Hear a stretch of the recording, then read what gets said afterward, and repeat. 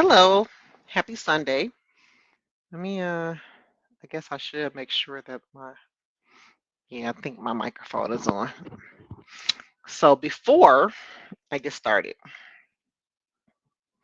have to tell y'all why my eyebrows looking like this, right? So I call myself trying to razor them, and I ended up razoring a whole lot from right here. So my eyebrows start like right here, and then the rest of it is like it looks terrible. So for the next few weeks, probably, y'all gonna see me with my eyebrows looking like this because I'm not about to walk around looking crazy in the face. I messed my eyebrow up over here so bad it made me want to just shave the whole thing off. Hi, Stephanie.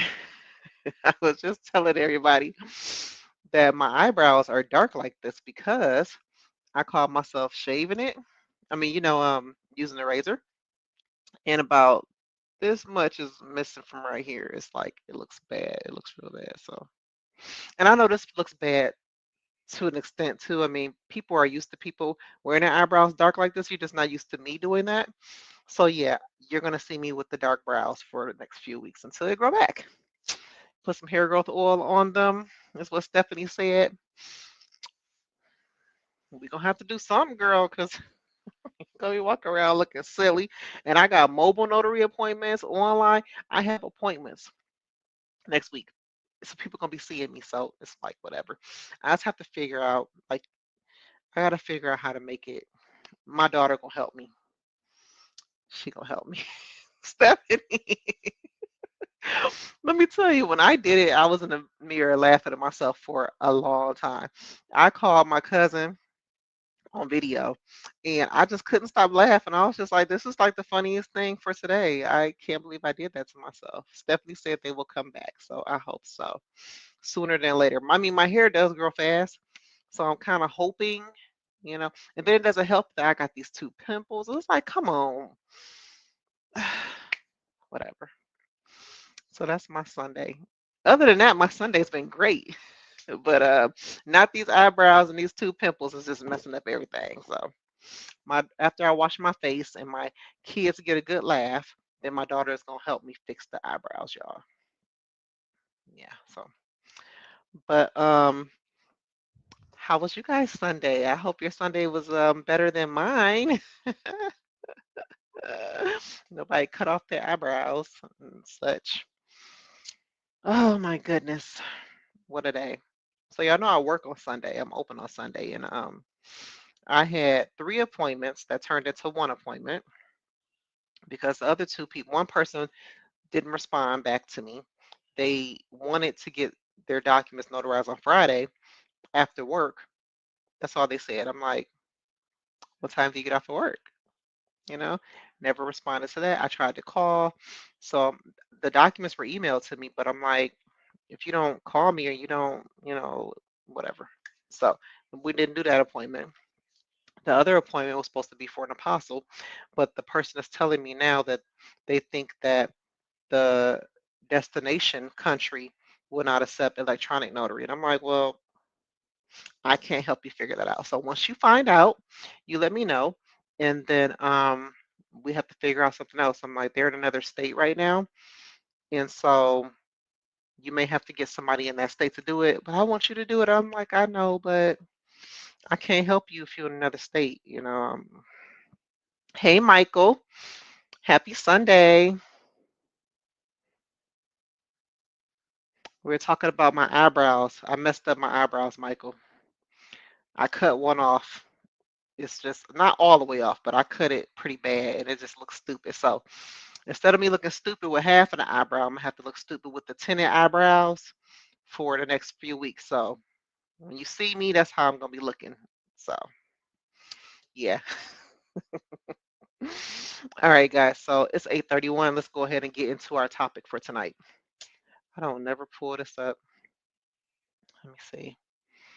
So before I do that, got to introduce myself to those of you who are new. So, my name is Burjo, and I am the very proud owner of Be Elise Notary Services as well as the Notary Education Group. Every Sunday, I come before you live on YouTube at 8:30 p.m. Eastern Standard Time to talk about business and notary related tips. I also answer any of your questions you may have in real time. And excuse me, if you ever find any of the information that I am sharing with you helpful, please make sure that you share it with your other notary buddies. Okay, so we're going to be talking about poor business setup and processes and how that can cost you big money. Okay, now I want to add a disclaimer. Okay, I work with other notaries, and so some of the situations that I am going to describe may be something that I experience with you. And this video or this content I'm going to talk about is not to make you feel bad or anything like that, but I want to bring it to the light for other notaries who may be doing the same thing so that they can pay attention to it and try to change it, if that makes sense. Okay. All right. So, when what do I mean by poor business setup and processes? Okay. You have some people who they are business owners, but they don't have their business set up professionally so that it's considered can be considered a business. And there are reasons why people do that. So you have some people who they've never ran a business before. They never had a business to run. This is my third business. So I've had a lot of trial and error. So I just kind of know from that. Nobody taught me anything. Although my mother, she was a business owner for the majority of my life. When I was in preschool is when she quit her W-2 job. She used to work at Blue Cross, and she became a business owner full time. And that's all I knew her as. I never knew her to work at Blue Cross. I always knew her to own a beauty salon and do nails and have other people in there who did hair and nails. So that's how I grew up. I was a shop baby, SHOP, shop baby. That's where we were. We go to school, we get out of school, we're at the shop with her all day long, etc. So when I say that poor business setup, it can cost you big because it can. All right. When you start a business, you have some things that you need to put in place to make sure that your business is legitimate. And the reasons why some people don't do it is because they're working a full-time job and they're trying this out just for a little bit. So they just kind of mediocrely put the business together based on what they think they're supposed to do, and they don't really know everything they're supposed to do to make the business legitimate. Hi, Joy. Oh, wait, hold on, click it. Hello, happy Sunday. And what happens is just because you work a W-2 job does not excuse you from telling the world you're running a business and your business is not really a business. Okay? Does that make sense? If you are providing a service and you're getting money for that service, you have a business. That is what we call a business. If you earn X amount of money in a year while running this business, you have to report this to the IRS. All right? So I want to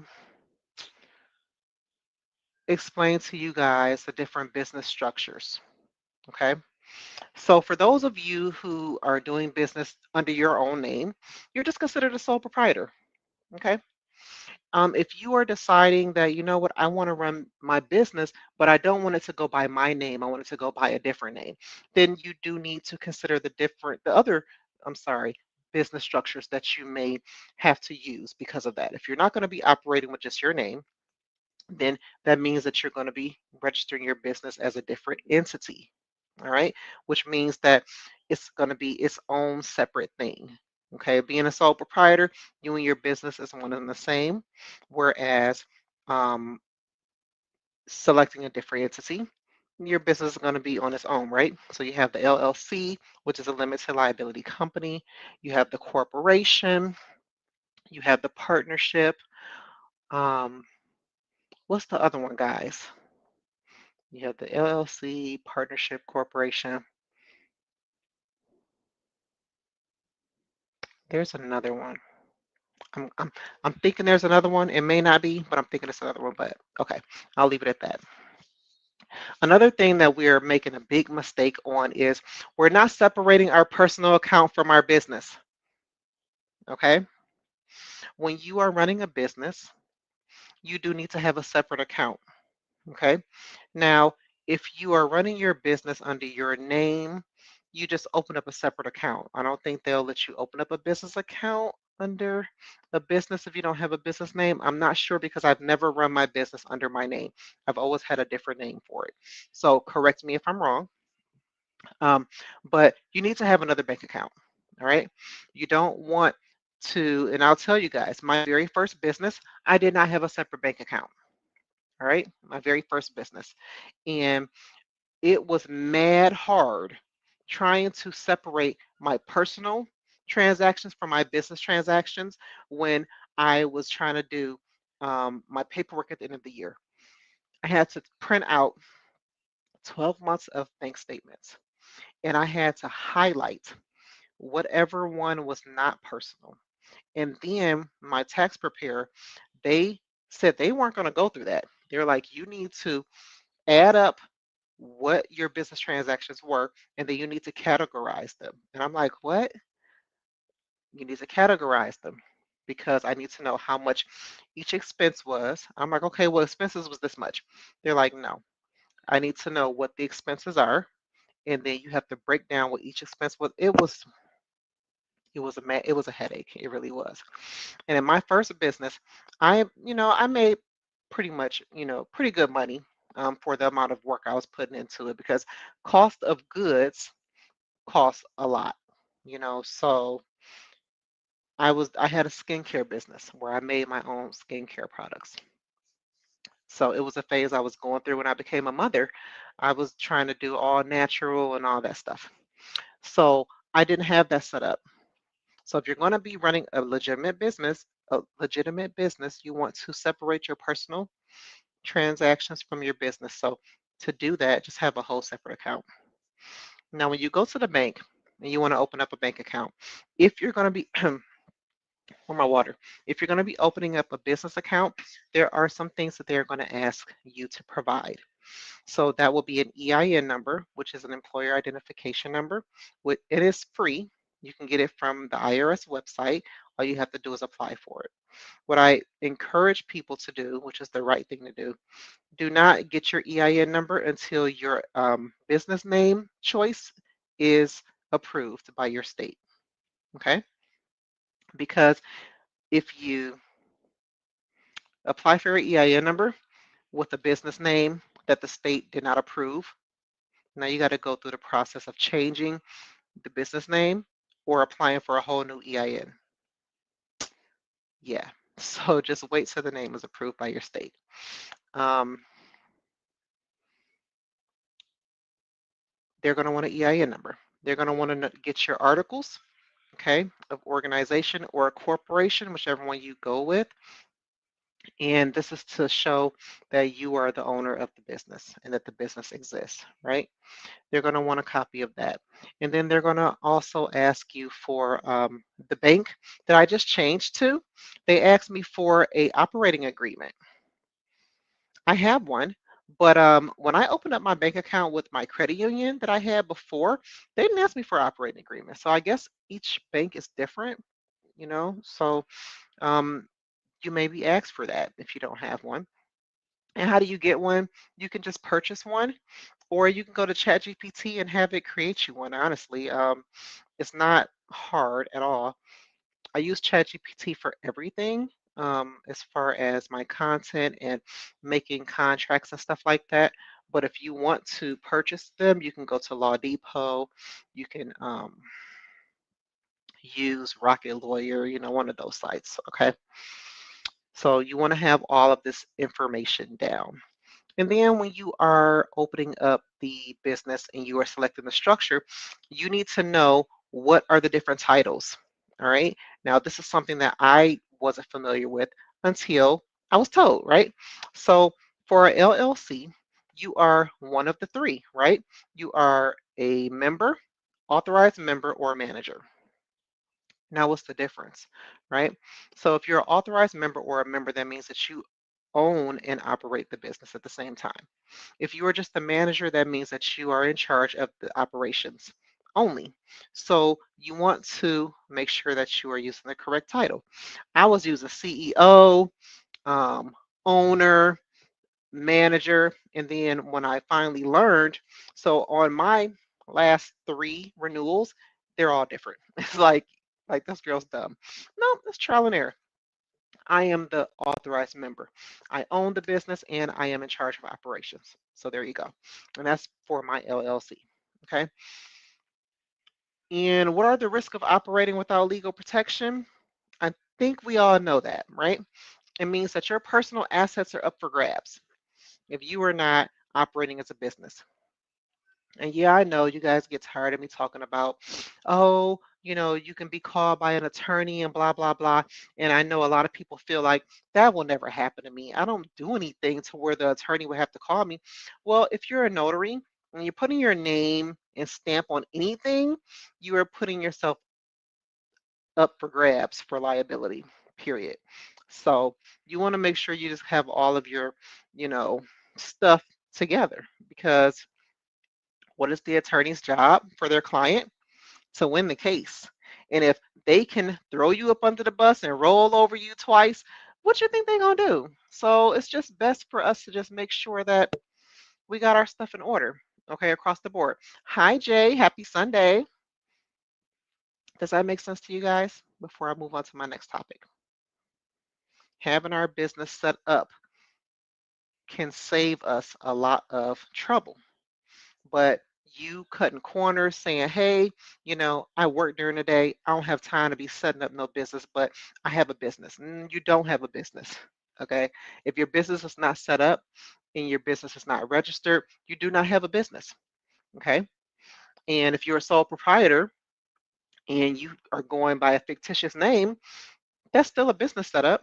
You know, it's a doing business as. So your name doing business as so and so. Okay. But in any event, you need to look these things up and you need to set yourself up. Yes, you got to pay money to do it because that's a lot of people. I don't have the money. Like, come on, guys. Like you can't be skipping the steps. Well, I don't have money to set my business up. I'm gonna start making the money first and then I'm gonna set the business up. Yeah, I don't think that's a good idea, but I do know some notaries who have done it. Okay. And it's just not a good idea. I'm not picking on anyone. Remember, that's a disclaimer. I'm just sharing my experiences that I have had. All right. Now, business processes and workflow. My job as an educator. Hold on, guys. Let's see what Joyce said here. DBAs are also registered at the SOS in Florida. The fee is $50. Yeah, and it's you only have to renew it every 5 years. My notary education group is a fictitious name of Be Elise Notary Services. So, if anybody didn't know. So yes, Joy, you are correct. Um, yeah, business processes and workflow. This is another big one, guys. So remember I told you guys that my business is set up with me as the customer, okay? You need to have your business set up with the customer in mind, all right? It is mad frustrating for me to want to use you for services and I can't reach you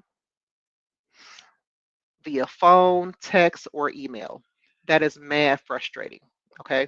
And I would assume that if it was another customer, it would be mad frustrating to them too. How many of you guys would get mad frustrated if you were the customer and the service provider was not able to be reached? Let me know in the comments.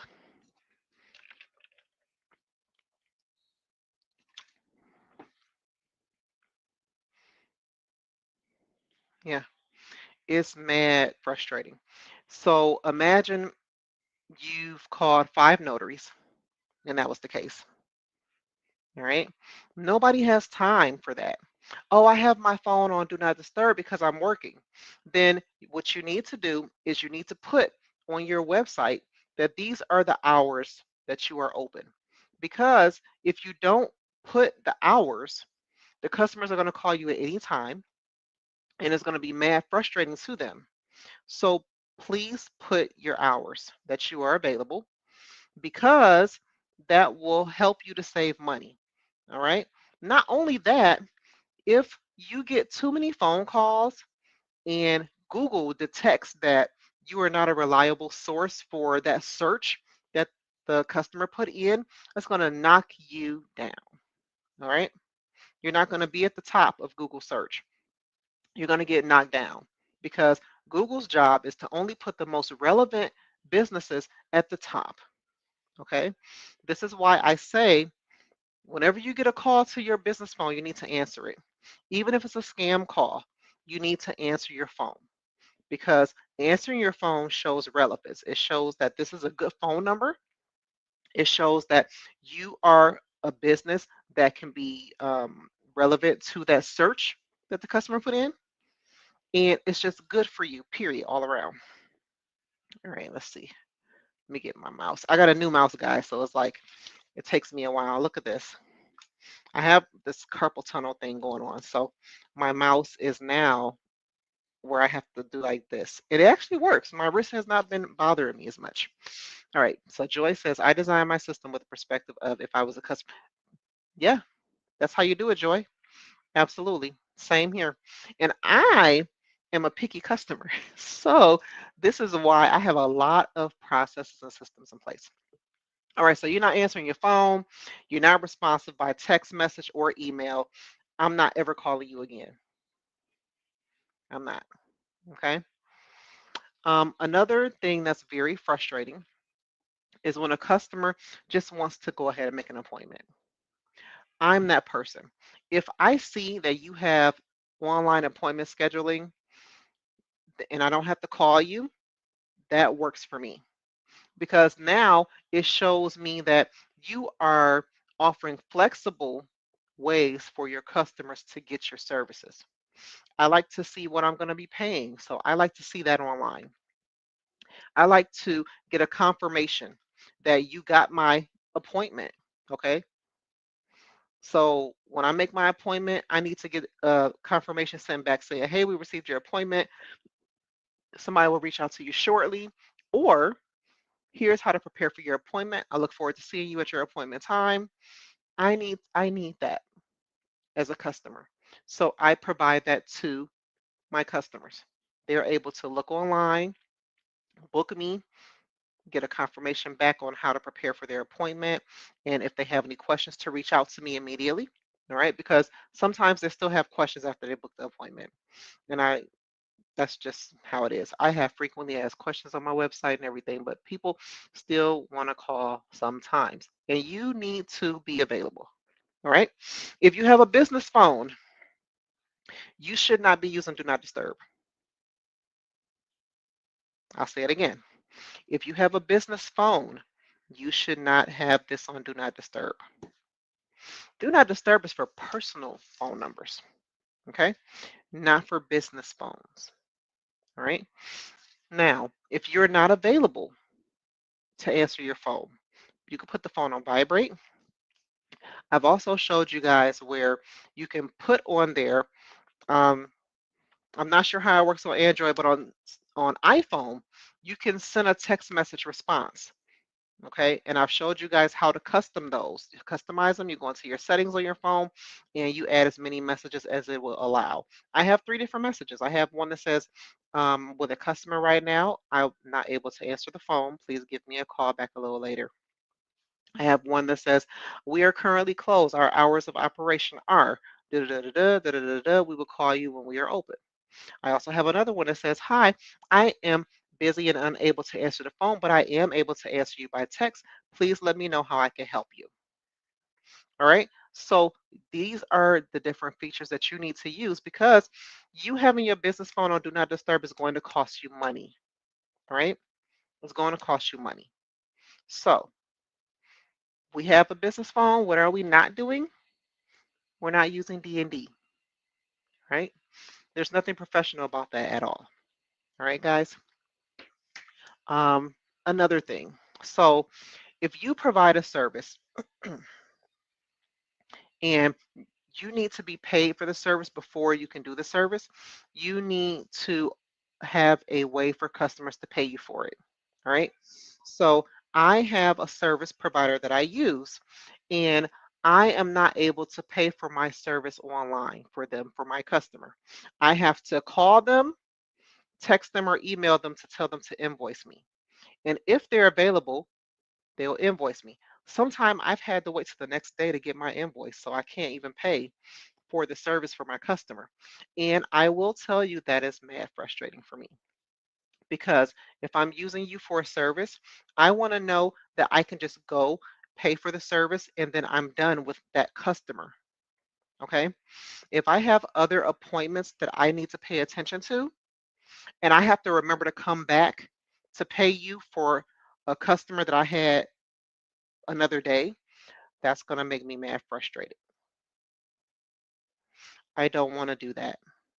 I want to let you know that I have a service coming and I want to be able to go on your website and I want to be able to pay for that service and move on with the rest of my day and my customers and my appointments or whatever. Okay. So this is why if you offer any type of service where you need the payment up front, you need to have a payment page. Okay. This is advantageous for you and for your client because we don't want our clients to not want to work with us, or we don't want our clients to be frustrated every time they work with us because enough frustration built up will make the client do what? Somebody answer that question for me. Joy said, for Android, I have the save responses pinned in the clipboard. That's another thing because you can see the calls when they're coming through. Okay, because first of all, if you're a business owner, your phone should always be right where you are. So if you see the phone call coming through, all you got to do is respond to it right when they're calling. That way they get the message right away and you can go back to what you were doing. All right. Sometimes I have to put my business phone on vibrate. Okay. And I just go ahead and I send that response right back so that I know that they got the message. And it's worked for me. I swear it has. All right, let me see. Stephanie said, I'm going to need your help with setting up some of my systems in Zoho. I am thinking about adding my travel fee as an upfront payment.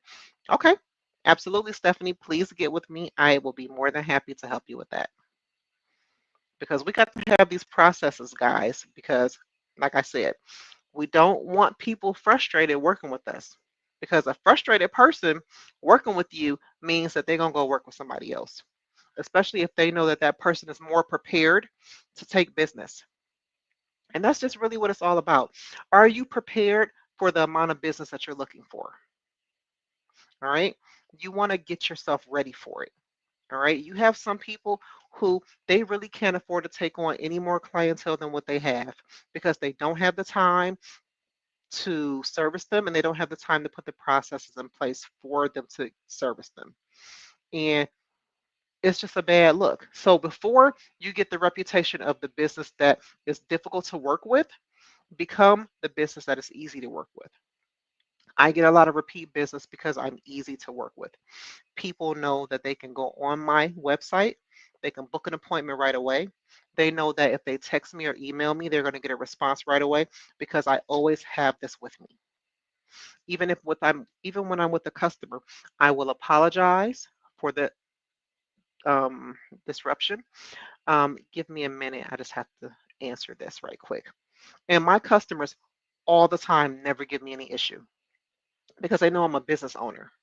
All right. Most times I have on my business polo, so they already know I'm about my business. And that's not to say if you don't have a branded polo that you're not. I was just saying that just to say they already know I don't work for the company that sent me. They see I'm my own business. All right. So I just, excuse myself for a second. I respond and then I get back to it. Now, I'm not answering calls um, when I'm with customers. That's why I have that auto response text. Okay. And let me see. Stephanie, I did set up my auto responses via my text message. Perfect. All right. She said, do you have an autoresponder with your email? I do not have an autoresponder with my email. No. That's only if like I'm out. I have it set up like that. But no, I have my phone with me. And so all I got to do is reply. And then now what Joy says she has save responses pinned in her clipboard. Joy said, we don't want to make it hard to be our customer. Exactly. You don't. You don't want customers to be frustrated with working with you because they're just going to find somebody else. You know, um, perfect example for me. Now, I have sister locks, and I go and I see the lady that does my hair every 5 to 6 weeks. She only accepts cash, and I hate that. I hate that with a passion because I don't carry cash on me ever. The only time I have cash on me is when I have to go get my hair done. And it's always a very grueling process for me because I don't want to go to the ATM. I don't want to go in the bank. I don't want to stand in line. I don't want to touch cash at all. And I hate when my customers want to because I love cashless transactions. And when my customers want to pay me with cash, I have to keep petty cash on me so I can have change.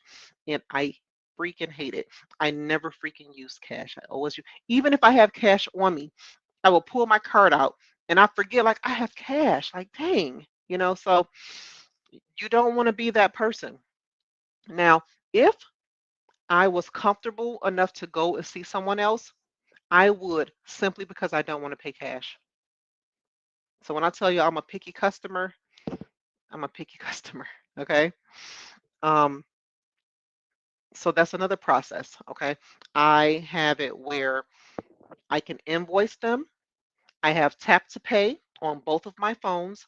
I have a credit card processor in my notary bag, and they can also go on my website and pay. And I have a payment page to where they can just put in the amount that I told them. So I don't have any fixed rate on my payment page. They could just go onto my website. They can pay however much I told them the service was, and then it's paid. And I will get notified that I received the payment immediately. So I have all of those payment processes set up because I'm a picky customer. So, and I know that there are other customers that are picky like me. All right. So this was important for me to do that. All right. And I had that from the get, the payment processor that's in my bag and the invoicing. I already had that to begin with. And I do accept cash. I'm not going to turn down cash. I just really prefer not to get cash. Okay. I hate my eyebrows right now. What is another process or workflow? Oh, effective bookkeeping. I can't stress that enough for you guys. You need to be keeping track of every order that you do. Okay, whether you are keeping a spreadsheet or you're using invoicing or bookkeeping software, just because you're not invoicing a customer doesn't mean that you should not have an invoice saved for them and recorded. And you need to have it where you will know when it's past due. Okay, I saw a notary make a post where they had a invoice that was 6 months past due and they didn't realize it until it was time for them to do like their tax preparation. That should never happen. Okay, I use Zoho books, and in that software, whenever I save a customer, I save how what their term of payment is. Okay, so I have some that's 7 days, 14, 30, 45, 60, 90. Okay, I have some that's 37 days too, I think. But I have all this saved because when that day comes due, any transaction that's owed turns red. Okay, and I need to know that. So as soon as they're past due, I'm sending them a reminder. Hey, your invoice is past due. Okay, Joy said, one thing I found as a newish business owner is these systems evolve and layer over time. Hmm, can you explain that to me, Joy? One thing I found, these systems evolve and layer over time. What does the layer mean? Let me see. It was initially difficult to try to build these systems from the beginning. The admin structure grows as the business owner's knowledge and oh, okay, yeah, you're right. Because I've had Zoho for years. I had Zoho when I had my travel agency, and I'm still not using it to its full capacity because it's just so much that you can do with all the different programs that Zoho has. And thankfully, they have YouTube videos. So anything that I can think of, like, I wonder if this system can do this. I look on YouTube and I watch a video, and lo and behold, it can do this. And now I need to figure out how I can use that to make it work for what I'm looking for it to do, right? Yes, Stephanie, I love Zoho too because it's an all-in-one. I literally don't have to use anything else but Zoho. So I absolutely love it. I even use Zoho for my notary journal, so it's all around.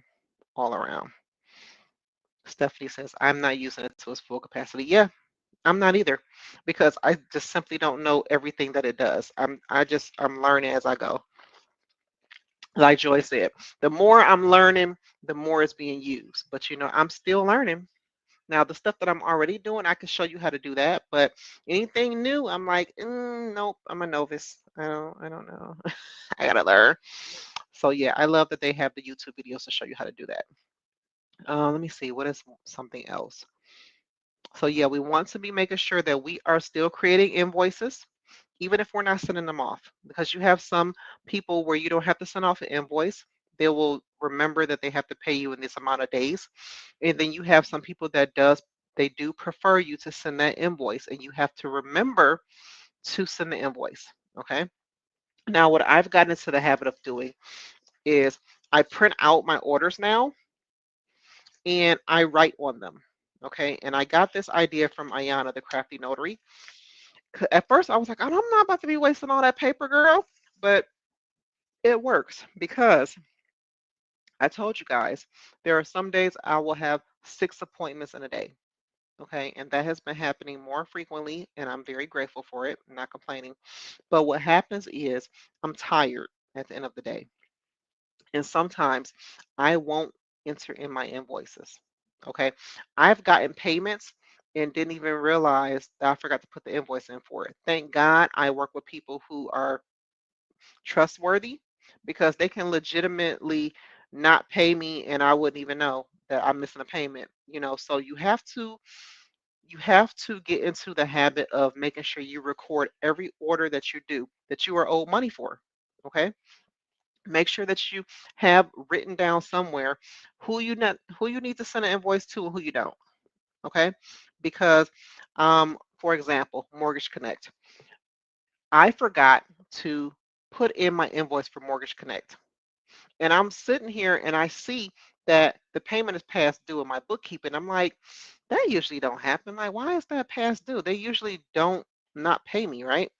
So I go into their platform, the vendor portal, and I see that I forgot to add the invoice. Because when you add the invoice, they pay you like a week later, I want to say. Yeah, they pay you like the following week. So they pay really, good. Like you don't have to worry about it, but you have to remember to put in those invoices. And they have it in their portal. All you got to do is record it. They ask you for the information, you put it in, and then you will get a notification that you're going to be paid on this day or whatever. So I forgot to. And so I had to put it in and I was paid the next day. All right. I didn't have to call them and harass them or email them. I didn't have to do none of that. It was all on me. Okay. There's another company that you have to invoice, which I don't even work with them anymore. It's a headache. Prestige Notaries. You have to invoice them. You don't have to invoice. So they have a bunch of different sister companies. Coast to Coast Signings does the loan modifications. You don't have to invoice them and they'll pay you. Prestige Notaries, you do have to invoice. And sometimes they don't pay, and it's not that they don't want to, it's just that I don't think that they have a process set up that is working for them because I don't understand how you can forget to pay somebody for a service they did for you. I just don't. Not if my software that I use, it turns up red. Even if I forget to pay somebody, which I don't, but if I do, it's going to show up red. So I don't understand why they don't have, I mean, the money that they're making, they should have a system in place that's going to show them this notary payment is past due. Like, I don't understand that crap. But yeah, so I hope that after watching this video today that you guys will reevaluate your systems and processes and put some things into place with your customer in mind. All right. It should not be difficult for people to get business and services from you, whether it be a customer, whether it be a client, business to business. It should never be a hassle when they need to get services from you, when they need to pay you. It just shouldn't. Okay. We should all know better. You know, and I've been talking to you guys for years about business setup. I have free courses showing you how to set up your business. So we do not have any excuses. Okay. Let me see. All right, so we're done with that. Anybody have questions about business processes and workflow? Because now I want to go on to the branding and professionalism. Any questions? I need some chapstick or Vaseline. Hey, my purse not in here. I have to lick my lips and drink water. All right, so let's keep going. Now I'm going to talk about branding and professionalism. By now, since I've been talking to you guys, we should all know that we're not using Gmail as our business email, right? We're not using Gmail, we're not using Yahoo, Hotmail, Ymail, all of that stuff, right? Okay, Joy, cool. There are too many email providers out there that are very cheap, by the way, where we can be using a business branded email. Everybody should have a business branded email. Everybody should have an email signature for their business. Everybody should have an email signature for their business. All right. We want to come off as the professional business that we are saying that we are. So in doing that, we're following everything that I'm saying right now. Okay. Setting the business up, setting up the business processes, looking the part. Looking the part is branding and professionalism. All right. Um, your phone, your cell phone provider has um, an option for you to name the caller ID for your phone. Okay. My caller ID for my phone is Notary. The reason why this is important is because when you are calling to confirm appointments, you have people who have these spam blockers and it won't let you get the phone call through. It won't let you get the email through. I mean, the text message through. You may be able to email them, but unless you're doing a run, you're probably not going to be provided with the customer's email. All right, Joy, I'm not sure I'm in full agreement on the email piece. Well, to each his own. I do not recognize business emails that come to my email and it's not a professional domain. Most times when I get emails from businesses who have Gmail, Hotmail, Ymail, Yahoo, AOL, it's a scam. It's always a scam. So if you are not um, focused on the full branding of your business, then that wouldn't be a focus for you, having a professional email. But a business, a legitimate business, should, not required, should have a professional email. Okay. That way, when you're sending out emails to businesses, especially for marketing, they can take you serious because a business, typically, a business does not have a Gmail, Ymail, Hotmail, Yahoo. I've had people who will email me. Um, if you are officiating weddings too, you have these scams, they will email you from Gmail saying that they're looking for somebody to marry them. It's always a scam.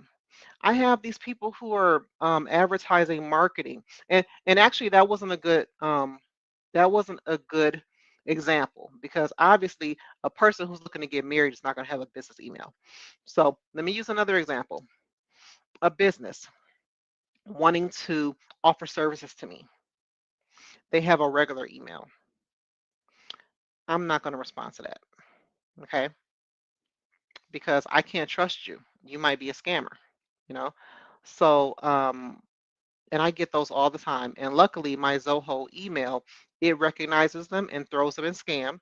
And I'll look and it's a scam and I just delete it, But like I said, it depends on what your focus is in your branding, okay? If email isn't a focus, then it's not a focus. It's not a bad thing. I don't think it's a good thing either. But like I said, to each his own. Okay, everybody is going to set up their business the way that they want to. Anything that I'm talking about tonight, you guys absolutely don't have to do it. It just depends on what's important to you and what's not. I'm talking to you guys about what is important to me and what me being a business owner for a number of years look for in other legitimate businesses. Okay. Um,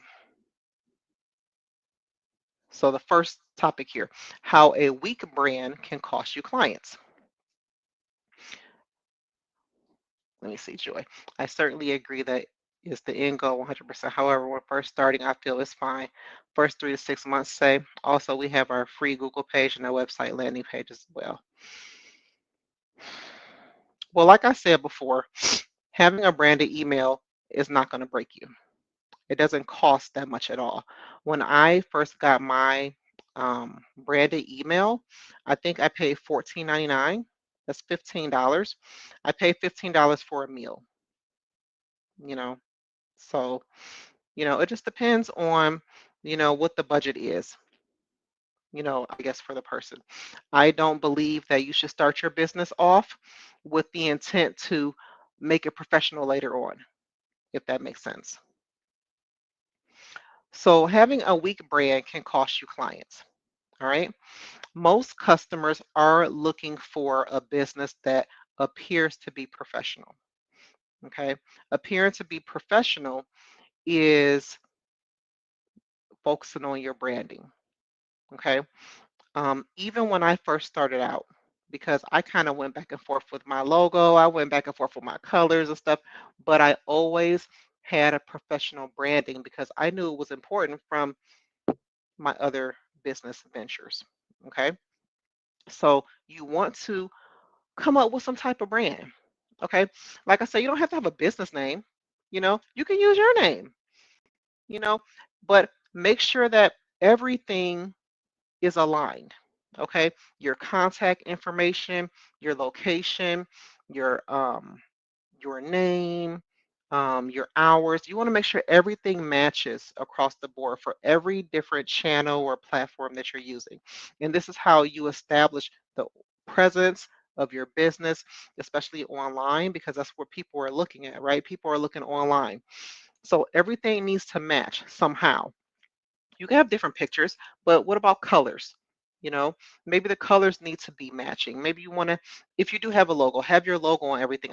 I will tell you guys a story. So I went to one of my attorney clients' open house. They changed locations and they're like, we really want you to be there. And so I went ahead and I went. And when I was there and I was talking to other people who she wanted to introduce me to or whatever, this lady walked in. She had on what is it, a polo? Or was it a t-shirt? I think it was a polo. She had her logo on there. No words, no nothing. When I saw her logo, my eyes lit up because I knew exactly who this person was and I knew what that logo meant. She's a small business owner, but her logo pops up everywhere. All right. And I was looking at her for my daughter because so the lady, her business, it is about empowering young girls, giving them the skills and the confidence that they would need when they get older. Okay. And so when she walked in the room and I saw that logo, I jumped up out my seat. I was like, oh my God. And I said her business name. I said, I am so happy to see you. I have questions. And so she was like taken aback, like, okay, hi, my name is so and so. And I was like, I'm sorry. I said, I got excited because I knew who you were from your logo. And so everybody just started clapping. They was like, it's so important to have that branding. And yes, it is very important to have that branding. You want to be noticed as soon as people see you. As soon as people see you, you want to be noticed. I've never seen that lady before. I've never seen her pictures on any of her stuff, but she had that logo on her shirt. And I automatically knew who she was. I mean, not who she personally was, but I knew what she represented.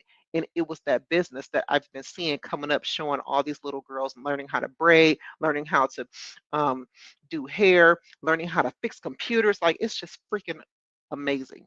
And I wanted my daughter to do it, but she's not located close enough for me to take my daughter to go.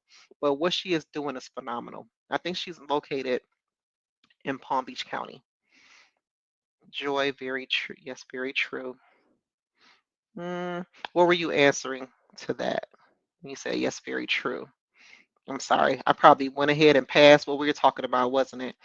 Stephanie said, I got my email via Zoho. I was using Gmail before, but transitioned over about 1.5 years ago. Okay. And Stephanie says, branding is everything. Branding is everything. It is. If people sees it enough, they're going to remember it. They're going to remember you just off of your branding. Okay. Managing client expectations and setting clear policies. Jay agrees, branding is everything. We want to make sure that our customers are able to see. Joy says a Chick-fil-A meal is $15. For real? Do I pay $15 when I go to Chick-fil-A? Everything is just the cost of a domain. Exactly. I paid $12 for a Squarespace domain the first time, and then to renew, I think may have been the 15. But that's a year. That's a year. So yeah, Jay, Jay, don't laugh at me. Like $15. Wait a minute, but yeah, you're right. It's the cost of a meal. I paid at Arby's. I love Arby's. When people say, "Who's keeping Arby's open?" Me. I love Arby's. I paid that $15 gladly for that roast beef sandwich. Okay. Um, okay. Managing client expectations and setting clear policies. Right. So, oh wait, I got. Charlotte says, speaking of branding, I'm thinking of changing my business name to Busy Bee Notary from Brooks Signings. I seen a Busy Bee Notary already. There is a Busy Bee Notary out there. I've seen him on Facebook. Joy Beth. Oh shoot, hold on. I'm missing Stephanie's $15. Joy, yes, they are lucky. They are good. Exactly. It's you. Oh, when you say yes, very true. Oh, okay. Yeah, Charlotte. So look, when you were thinking about doing a business name, no, Arby's is not, girl. Arby's is good. They are still around. Joy is so silly. Charlotte, so look, when you are looking to pick a business name, don't just focus on state because people can have the same business name across different states because they only will not approve you if somebody in your state doesn't have it. But what you want to pay attention to is, does anyone else in the industry use that name?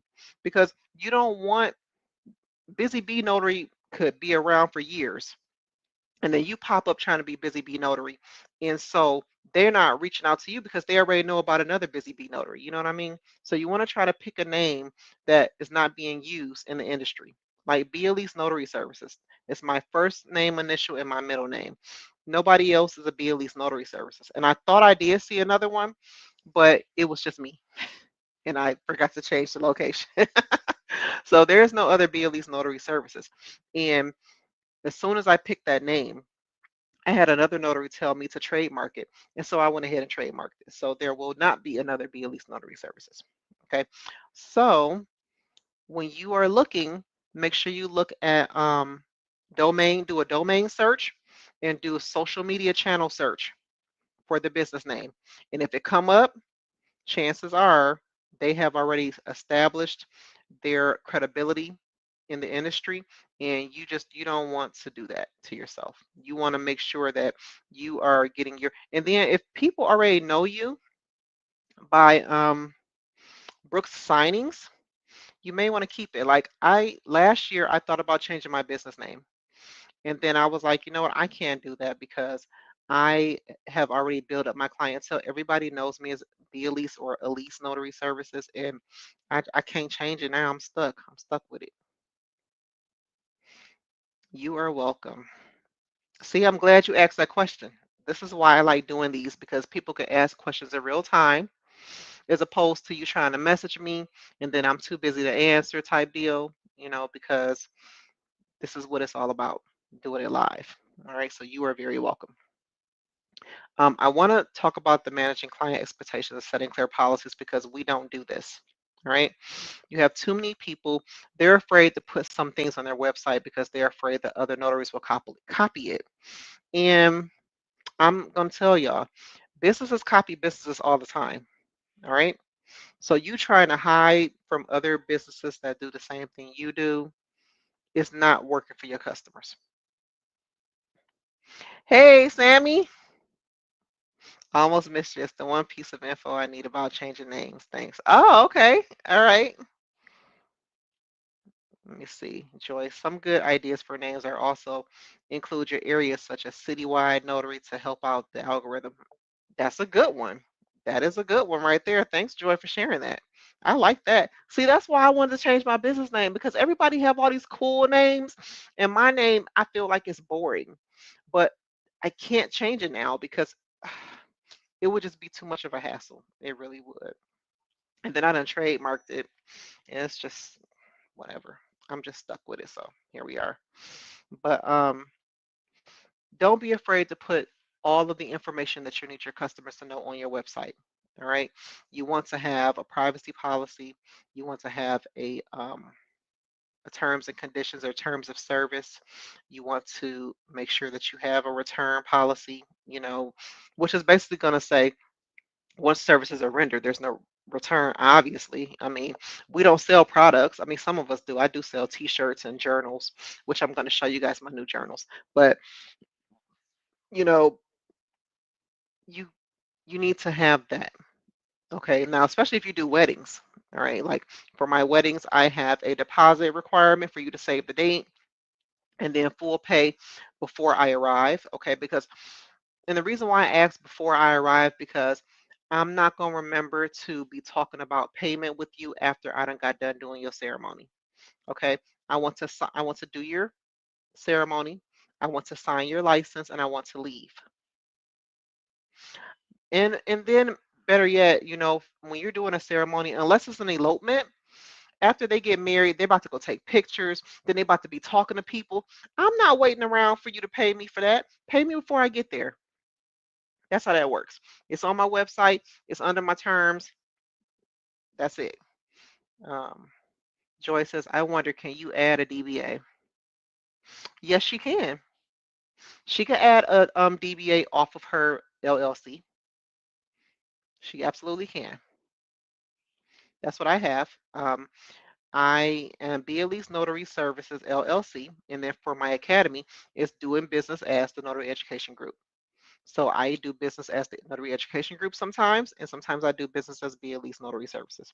Elise is for my actual notary business, and the Notary Education Group is for my academy.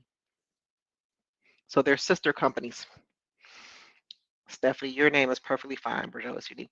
Thank you. I know. I wish I would have said Bergeau Notary Services because that would have been the game changer right there. Nobody ever would have that name. I wanted to use my middle name because I've never used my middle name, even as a kid.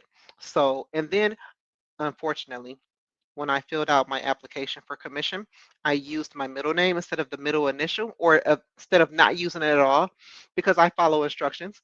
On the application, it says full name, full legal name, right?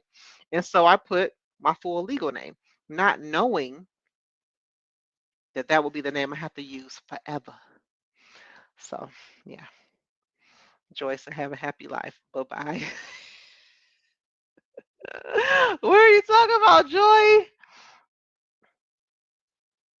Sammy says, my name is a bird that has got bad juju behind it. I thought it was a cool sounding. May still change after I get out all my business cards. Oh my God, are you serious? Joy, no, you could. No, could you add the other name you want as a DBA? Yeah, you can. But it wouldn't make sense because you're still going to be, I mean, it wouldn't make sense to have both names, is what I'm saying. Like if she has credibility with the name she's already using, I was saying she might as well keep it. But if she doesn't have that much credibility, like, that much of a presence, maybe not a whole lot of clientele that knows her as that, then yeah, go ahead and change it. Then she wouldn't have to do a DBA at all. She would just in the one she got, what is it called? Discontinue the one she's using, and then just apply for the new one. She wouldn't have to do a DBA at all. Sammy said, thanks, Joy. And then Joy said, oh, me too. I spent 4 years having to put my full girl, and I hate it. Okay? Absolutely hate it. But now, when I sign my name, I can't not sign the full name no more since I've been doing that for 5 years. So it's like, whatever. I don't care no more. Forget it. No create yet, so I am good. Thanks again. Oh, there you go, Sammy. Good. That's what I'm talking about. So if you don't have any type of online presence or credibility right now with that name, you can change it and not think twice about it. But I think I was talking to Charlotte about hers. So Charlotte, if you don't either, then shoot, I'll change it too if you want to.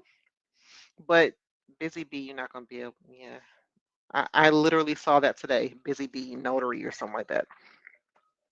It was either Busy Bee Notary, Busy Bee Signing, something like that. Look it up. I think I saw it on Facebook.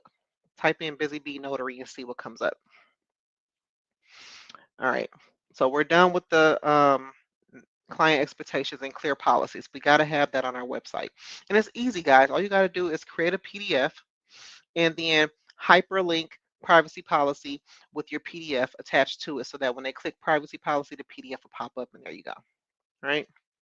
And make sure you keep it updated. Review it. Like I had to review mine last year and update it for this year because I changed a couple of things. Like I think I added some things, took some things away. So make sure you keep it updated too. Don't just set it and forget it. Okay. All right. So next, pricing transparency and professionalism. We need to make sure that we are charging the same price across the board for whatever services that we're offering. All right. Your price should not change because of the day of the week, not unless you got the day of the week promo. Okay. Like I had that one promo going where from August to it was the middle of August to the middle of September, I was offering free notary services for reviews. All right. So that was the exception. Services were free between this window as long as you leave me a review. After that, I went back to regular pricing. My prices are on my website. That way, when I'm out, if a person calls me and they're asking me a bunch of questions, how much does this charge if you do this and you do that? Well, right now I am driving, so I'm not able to um, put together a quote for you. But if you go on my website, I do have a pricing page on there, and you will be able to figure the price out from there. And then if all looks good, you can go ahead and book me on my website. You can shoot me a text message, and I can try to add it to my calendar later. But it will be better if you just go on the website and book. And they'll be like, yes, yeah, yeah, you're right. I'll book it on the website, and then we can talk later. And that's how that works. Okay. So it doesn't matter if other notaries see it. All right. Because your customer is going to work with you because your customer want to work with you. If they're shopping around for prices, then that's on them. Okay, you lose a customer, it's not the end of the world. All right, you will get another one. But make sure that your pricing is transparent. Make sure that your services are transparent. We don't want to hide anything from our customers. We want them to trust us. Customers not going to trust you if yesterday it was $25 and today is 60. Okay. And we also want to be itemizing our invoices. Okay. I am the type of customer, I want to know what that fee include, especially if it's like it's more than what I want to pay. I may still pay it if I know what that fee includes. Is anybody else like that? Like $50? Well, what's all included? Oh, yeah, that makes sense. Okay. So it's not that I don't want to pay it, it's that I want to know what's all included with that $50. Like, why is it $50? Oh, and I'm gonna pay it anyway because I want to work with you, but I just want to know that you know what you're charging me for. Okay. Now, I've seen some notaries, they'll say, I'm not about to break down the cost. The cost is the cost. All right, well, some customers may go with that, but I'm not. I'd like screw you and go to the next person.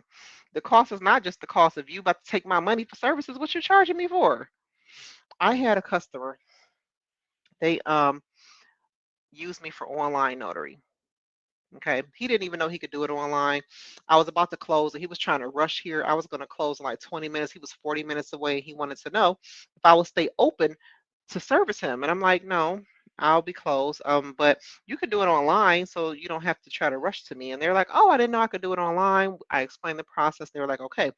So we did it online. And after we did it, before he hung up, he told me that another notary told him that it was going to be um, $15 per page for them to print, and then it was going to be $10 for them to notarize it. So they were going to charge him $40. He needed to print out, no, I'm sorry, was it 3 pages he had to print out? It was either 2 or 3 pages he needed to print out.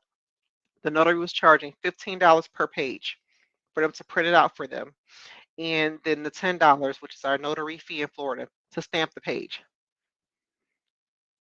I was like, were you going to them? He was like, yeah. I'm like, because I mean, if they were traveling to you,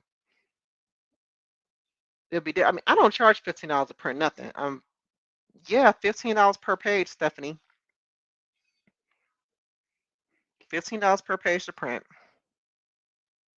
I don't know. I don't know. But that goes all the way back to, remember how I tell y'all when you buying supplies, you need to buy in bulk? I don't care if you're not doing that much business. You should not be paying $15 for a ream of paper. A ream of paper, why are you buying one ream of paper? You need to be buying in bulk, okay? And bulk comes in, they have a box of 5 reams, 10 reams, okay? I buy 10 reams, okay? Office Depot right now, they got a sale where you can get a ream, a box of paper that's 10 reams for $36.99, I believe, if you pick it up. Yeah. So notaries are literally outpricing, okay? They're I mean overpricing services and they're losing customers because who in their right mind gonna pay you $15 per page? I need you to print for me. All right. Now for me, if I just need to print a page or two, I don't charge if I'm printing 5 or less pages. I just don't. It just doesn't make any sense to me because I'm already getting my paper for $4 a ream. So if I print 5 pages for you, that's not gonna cost me nothing. All right. It's just not. And that's just my business. I'm not telling y'all not to charge, but that's just my business. Office Depot is 40 cents. So it's 40 cents to print a page if you go to Office Depot. Yeah. But I've had a person where they came over here, they were doing a whole closing, and I had to print 3 sets of I think 18 pages. So yeah, I had to charge them, but I charged them $9.99 on top of that, on top of whatever else I was doing because I was printing for them. They wanted me to scan and email them the copy so that they can email it to whoever they had to email it to. Um, and then they wanted me to make one copy like after they signed everything they wanted to make a copy. So yeah, it was just $10. I'm like, just $10 for all that, you know what I'm saying? Exactly, yeah. Yeah, it was ridiculous. Sammy said I saw a website that had the miles like 50 miles is plus dollars add on. How specific or detailed do we need to be with pricing online? So I don't have my travel prices online, Sammy. And the reason being is because it can vary. So what I thought about doing was I thought about putting my spreadsheet as a PDF so that people can click on it, but I don't think nobody gonna pay attention to it, honestly. So what I have on my website for travel, I have city plus miles. Your travel fee is based on the city and the miles, I think is what I put on there, or based on the city or something like that. And so when people call me and they want to know how much travel will be, I have a spreadsheet that's already printed out. I locate the city, and on my spreadsheet, I have the city name, the amount of time it will take me to travel there from where I am, and the miles. And so my time plus miles is the travel fee. And I do have a video that I did on how I calculated that, guys, if you are interested. Okay. I don't remember what the name of it is. You may have to just Google. I mean, not Google. When you go on my YouTube, um, search notary travel fees or something like that, and it will come up. That's how I came up with that. So yeah, I'm not real specific on that because it varies. It just depends on where I'm going. And I'm in Florida, and I think Joy and Stephanie is too. And Jay, we in Florida, and we know once we hit the road, it's gonna take us so long. It'll take me 20 minutes to drive 5 miles. I mean, it's freaking ridiculous. So that's why I had to add into my travel fee, time, and miles because I got to add it together. All right, me just charging you to travel 5 miles and I'm sitting in traffic for 20 minutes, that ain't gonna work. It's not gonna work. Okay. So did that answer your question, Sammy?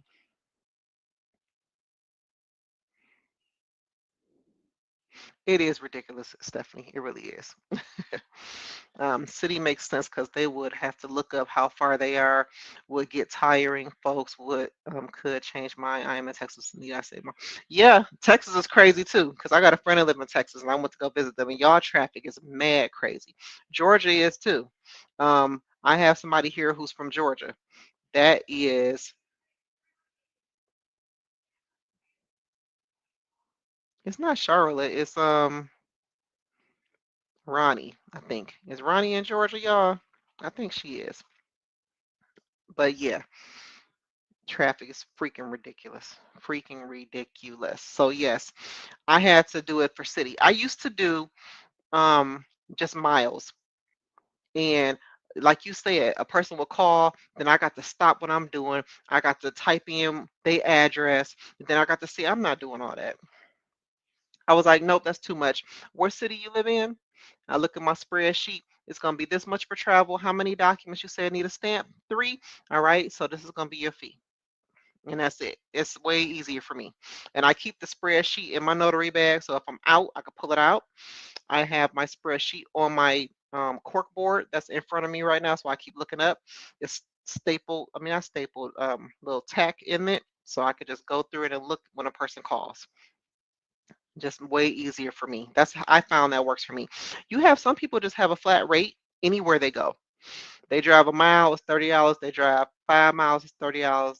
So it just depends on what you want to set it up. And if you are in a state that does not mandate how much you can charge for travel, then there you go. People ask me what should be their base when they're thinking about charging for travel. Look on IRS website. That could be your base, and then you can go from there. Joy said, and it's hot. Can we charge? Right, Joy. And it's hot. Hmm. Hey, if your customer agreed to it. But I itemize that too, Sam. So on my invoice, it will have travel fee. And in the detail section where travel fee is, I will put the city. I'll put the city name, and then I think that's it.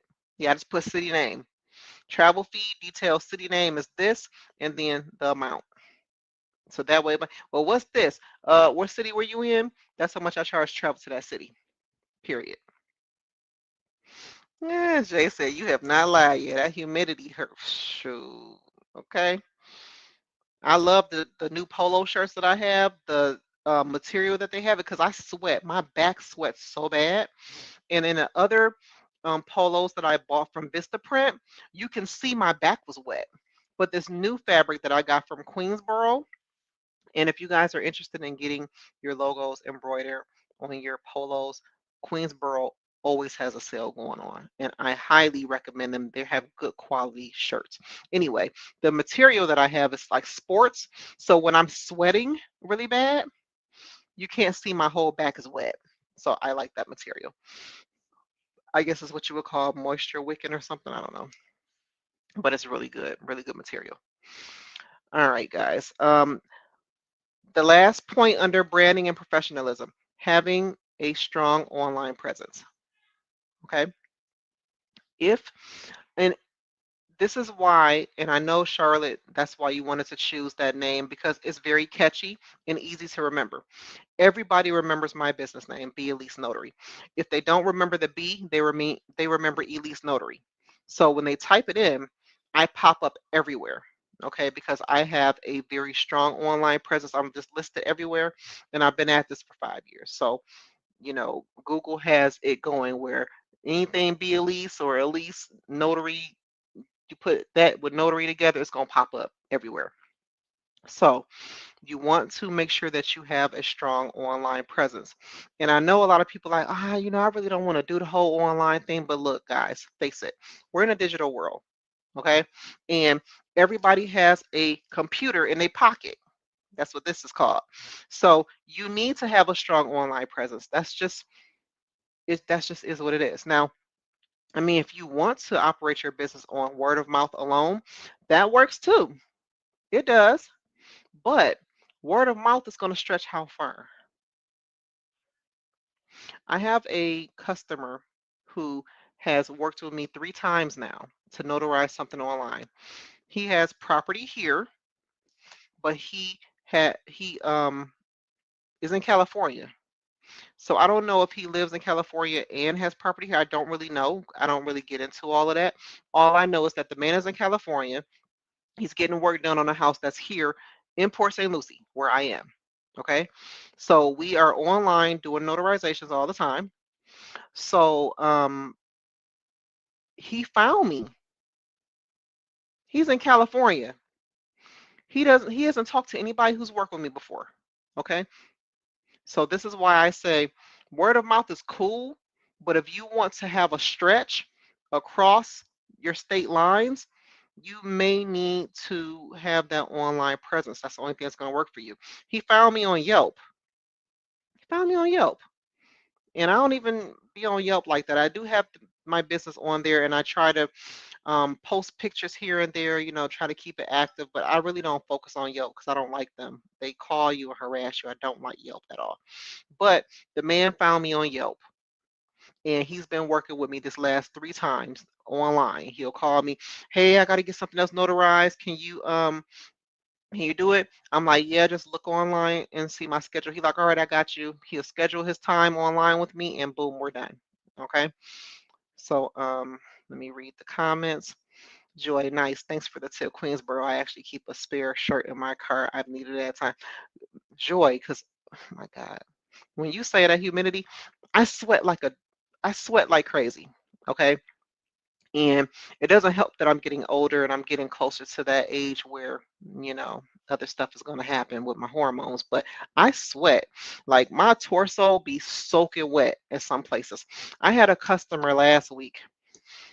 You can't make this stuff up, I tell you. I had a customer, and I always get this. I always get the one thing that I hate about being a mobile notary is that sometimes when you go to people's house, they're not clean.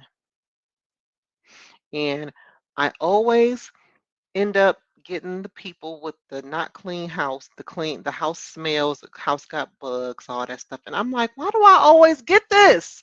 I'm so tired of that. So I get to the house, I pull up to the house, and I'm like, please don't let this be the house. Please let it be the house next door. The house next door looks really nice and clean and well kept. Nope, it's this house. Pull up to the house, the grass is not kept.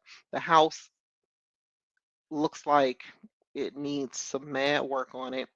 I call, I'm like, this not the house. I got the wrong address. I went the wrong place. I called a person. And I said, hey, I'm here. I think I'm not sure if I'm at the right place. And they're like, yeah, it's a railroad sign in the front yard. I'm like, yes, you're at the right place. I'm like, shh. I'm in my car cussing, hold my steering wheel like, ah, like why? And then they open their door and like I put a smile on my face. Hi, hi, I'm Bergeau, the notary. Nice to meet you. And in my mind, I'm thinking like, Lord, please don't let it be no bugs in this house. Like the house don't look great. So I can only imagine what the inside look like, right? I get up to the door. I hear the dog barking. That doesn't bother me. I love animals. Exactly, Joy. Oh, wait, hold on. Sammy said some things here. I like that the customer can schedule online. Customers like that they can schedule online, Sammy. Trust me. And that missed money if you don't or can't pick up. Yeah, you're right. You're absolutely right. That's why you got to put a process in place to not miss any type of interactions from your customers. Okay. Yeah, I get up to the door, their dog is barking. And so the lady, she like, she's a nice dog. She doesn't bite or anything like that. But if you want me to put her away, I was like, you don't have to put her away. I like animals actually. So she's like, okay. And so I walk into the house, and the dog is a pit bull. I'm not scared of pit bulls. I had a pit bull growing up. And so she keeps reiterating, she's a really nice girl. She's sweet. And I'm like, it's okay. I know pit bulls get a bad rap, but pit bulls are not bad dogs. They're really not. So, the dog is fine. She come up, sniff me, and then she off doing her thing, whatever. And so I get in the house, and it smells. The carpet looks like it's never been vacuumed since they've lived there. Okay. Um, yeah, Joy. I got another story about the bugs if y'all got time. Um, yeah. Ugh. So the carpet's nasty, and Joy, Joy, let me talk.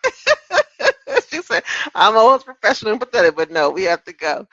Oh my God. So she says, "All right, we got this couch for you to sit on." I'm looking at the couch because it's kind of dark in the house. By the way, it's not. They don't have the best lighting. Um, and I'm about to tell you why the lights are off. But they had the kitchen light on, so it kind of lit up a little bit of the area where we were sitting. They showed me the couch. I'm looking at the couch. I'm like, it don't look bad, but it looks like it smells. So I'm sitting on the couch. It smells like dog in the house. Then I get in the house, and then she tells me that her husband, the reason why he's not out there is because he done got sick from the grandbaby and something going around the school. I'm like, why people always wait till I get in their house before they tell me somebody's sick? I don't want to take them cooties home. I don't need to be sick. Okay. This is appointment number 5 of the day, by the way. So I'm already tired. And I'm like, this is not what I was looking forward to. Okay. For appointment number 5 of the freaking day. So anyway, I'm like, whatever. I make sure I got my bags of, I didn't see no bugs because I was looking. I didn't see no bugs. Okay, so I was good on that, Joy. I made sure I kept my bag zipped up though, because you sit there long enough, something may crawl in there, right? So I got everything zipped up. I take out what I need only, and so we signing from couch to couch, and the husband's standing because his stomach is upset, so he have to keep going to the bathroom and coming back out.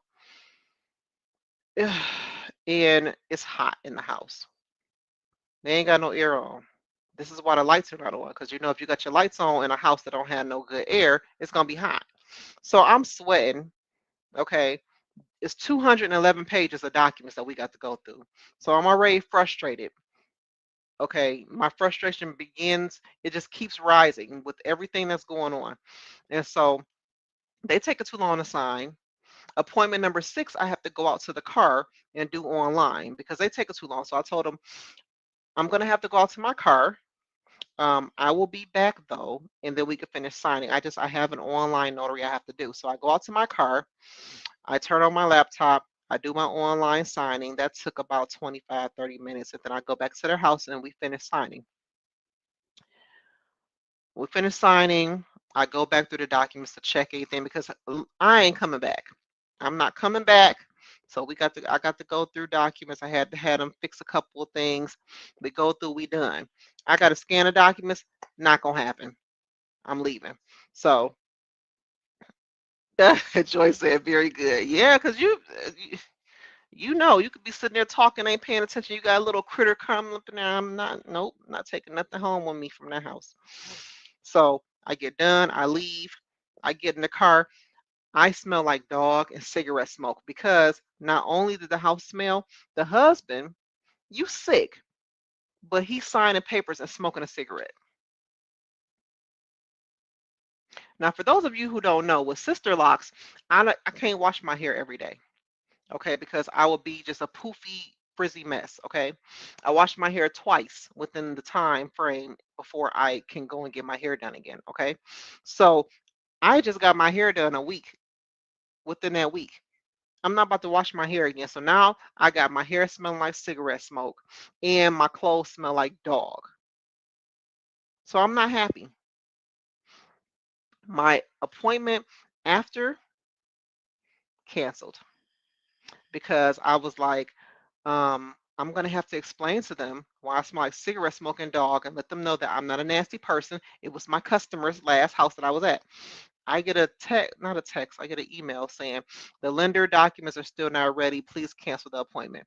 I was like, oh, thank you, Jesus. I'm going home and throwing these clothes in the wash. I get in the car. All I smell is cigarette smoking dog. I'm taking my hair. I'm like, oh, nah. So luckily, by me having sister locks, I use the sister lock products, right?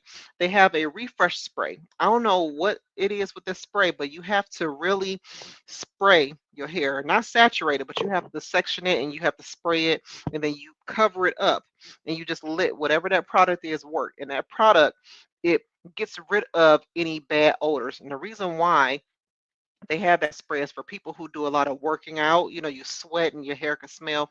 So I put that lavender refresh spray on it, and now my hair smells fine. But that house was so hot. My whole, if I took my shirt up, it will look like somebody threw water on me. So the reason why I told you that story is because those shirts are amazing because I was in that smelly house sweating crazy. Okay. And you wouldn't be able to tell because that shirt is the bomb. All right, Joyce said you really did great. Maintain your professionalism as well as you still provided the client with. Joy, let me tell you, and I know we got to get off of here, but let me tell y'all, um, I did go to a house. This is not the first house. I've been to houses that have had bugs before, but I was mad because I went to this house and it was another house that looked like it just shouldn't be there. I pull up in the driveway. The person screened in porch. It has a ton of stuff in there. Just a ton of stuff. Like they're using it for storage.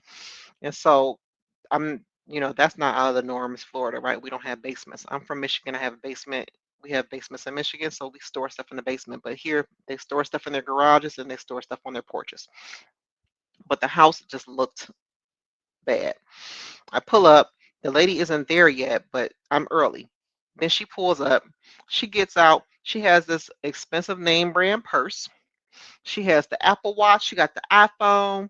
So we go up to the door. So I'm thinking like, well, maybe the house don't look as bad on the inside as it look on the outside. I was wrong. She opened up the door. She has a white kitchen, and there's roaches everywhere, all sizes. There are some smashed on the wall. They're on the floor. They're on the counters. They're on the sink. They're on the walls. They're every fucking where. So I'm standing at the door and I'm like, she's talking and she's walking, so she don't see the disgust in my face. And I'm thinking like, I need to go put my bag in the car and just take out what I need. And I'm like, damn, but I got a lot of stuff I need to take out my bag. And I'm like, what I'm gonna have to do is I'm gonna have to go in here and I have to come back out and I have to shake my bag and I'm gonna have to shake my clothes and everything. She takes me through the kitchen and we go to the dining room. And she has a wooden table with some chairs. It's a nice dining set, but there's roaches on the chairs and on the table. And so I'm trying to find what chair don't have no bugs on it so I can sit on it.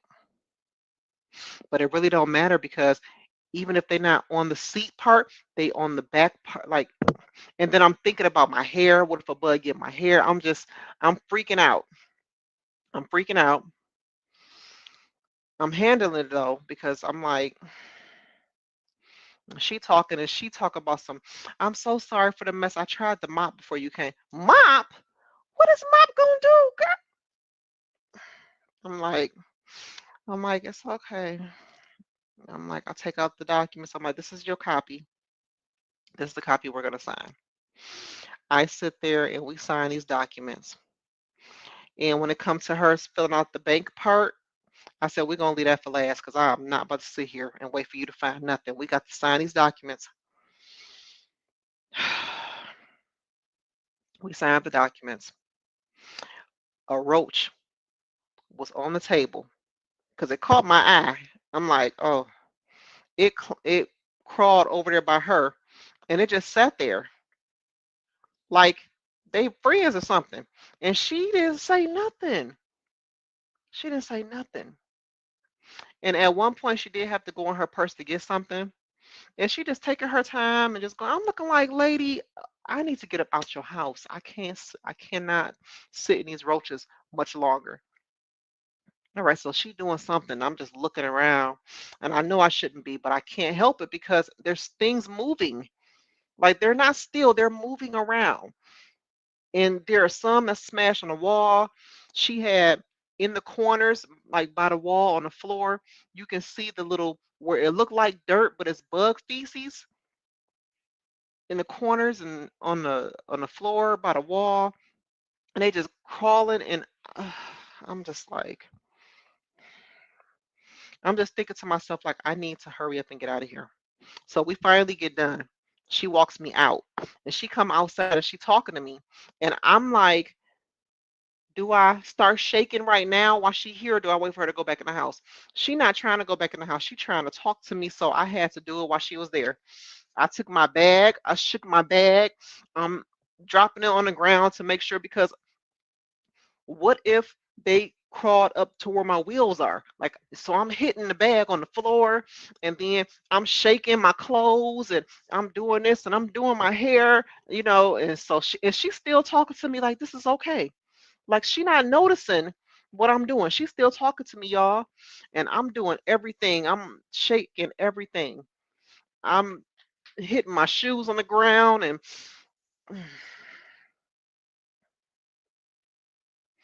that's just one story. I mean, I've got other stories. We don't have time to talk about it tonight, but there are stories, guys, okay? Being a mobile notary takes a really, I don't know. I can't even tell you. Yes, it was roaches. It was roaches. Let me see. Hold on. I need to go back up. Let me see. You really did great maintaining your professionalism as well as you still provide. Okay, we read that one already. Joy said, we will all encounter difficult scenarios, dirty home, odorous clients, odors related to medical stuff. We will have to maintain our composure. Joy, you right. But girl, what? Oh no, absolutely not. See, that would be a scenario I need to cancel. I know you was going to say that. And my mom said, and see, I didn't think of this at first, but my mom said, you probably should have asked, could y'all sign outside? I said, why didn't I think of that? I just wasn't the bugs, they threw me off, but I should have said, you know what? I'm really scared of bugs. So do you mind if we sign outside? I probably should have said that. And I don't think that she would have said no. Honestly, I think she probably would have been like, okay, so next time that happens, I'm absolutely going to say that. Let's sign outside. I feel more comfortable signing outside because it wasn't a bad day either. And she had a carport, so we would have been under something, and we would have just signed outside. Michael laughing. Joy, yeah, it was gross. Bernita right now shake like a dog. Exactly. That's what I was doing. Sammy, oh, I would need therapy after that. I could feel it. Man, I'm trying to tell you that was yes, Stephanie, it was roaches. My skin is crawling. Oh my goodness, I had a situation like that with a client and they were climbing on him like they were oh my God. Now I didn't see them climbing on her. I probably would have been like, you know what, I can't do this. if I would have saw them on her. They weren't on her, but that one was on the table, like they was sitting there chilling. I mean, she was living with the thing. And guess what she said? She said, she glad that I came when I did because her grandbabies are coming over in a couple hours. I'm like, and you got your grandbabies in here with this? This is not right. She had a dog in there too. Thanks, Maria. Really said professionalism is the key. Sammy, I don't know what we would call that. The begged me to do the complete signing. I put everything in bags and got undressed in my garage. I was freaking out. Yeah, they begged you to complete the signing, so you mentioned it. You mentioned the bug thing to them, Stephanie. Joy said, "Yeah, I said that stuff first, but then you said all the other stuff." Joy said, "I take it back." Man, I, one day I'm just gonna do a whole live about all of the nastiest notarizations I have encountered, and you guys are gonna be disgusted. All right, so before I go, last time we talked, I said that I was gonna set aside some time for us to do a general notary workshop. I think is what it was. So I think that I can do it. mm, You guys want to do March 2nd? Is March 2nd a good day for you guys? I was going to say next weekend, but I don't know if I'm going to have the time to put something together next weekend. So March 2nd. You guys want to do March, is that March 2nd? Sunday? Yeah. You guys want to do March 2nd? And we do the general notary? Joy said, good job, Stephanie. They were probably very grateful. Yeah. Stephanie, I could just imagine how your face was looking. I could just imagine. I know you was looking like it said it all on your face, and that's probably why they begged you, like, please, we just really need to get this. Woo. Yeah, it'd be hard. All right, guys. So March 2nd, check your calendar. Are we good for March 2nd? All right. Hold on, wait. Oh, wait. Stephanie, I would have ran, not walked, but ran. Stephanie said, I sure did. I went outside and called the lady who asked me to do it. She gave me an extra $50 on top of what else she was paying me. I probably should have called and told them, like, that lady house is full of bugs, so y'all send me over there so they could pay me more. Bernita, she flew to her car. Thank you, Joy. They were all the other nerds bailed out on them. Oh, wow. Okay, Charlotte says, sounds good to me. 3-2 is good for Joy. Michael is good. Stephanie is good. Okay. All right, guys. So March 2nd. And make sure you come with your questions. I already got a request for Joy. She wants to do the signings when it comes to disabled people. Like we have to sign with Mark or um, Sammy said, I can't promise no day. That's fine. I wanted to at least set it up for you guys so that we can be planning it. Signed by Mark, signed by proxy, um, signing with the person who is blind, you know. So we're going to go over those difficult scenarios and then signing with attorney in fact and stuff like that. Um, let me see. I don't think I had anything else, guys. Client management. Oh, well, yeah, let me talk about this. So client management, customer service. When you work with your clients, you want to make sure that you have all the information you need from them in case you do need to reach out to them for anything, and it doesn't have to be anything bad. So, name, email, phone, address. That's what we need to be keeping on our clients at all times. Okay. This also works really great for you if you want to send them something for the holidays, which is a big thing that notaries don't do. We work for some of the same clients all year, and we really don't thank them for working with us, especially the ones who are not bad payers. They are very good at communicating with you when you need them at the table or if you need to ask questions. We need to be thanking them for having the trust in us that they do to continue to work with us. So when the holidays come around, we should be sending them some type of gratitude. All right, or showing those type of gratitude. So having their address or having their email is really good because obviously you're not going to want to call all of them, but being able to send them something by mail or send them something by email is really cool. Send a holiday card. It doesn't have to have anything in it. I remember one year I made calendars with magnets on it.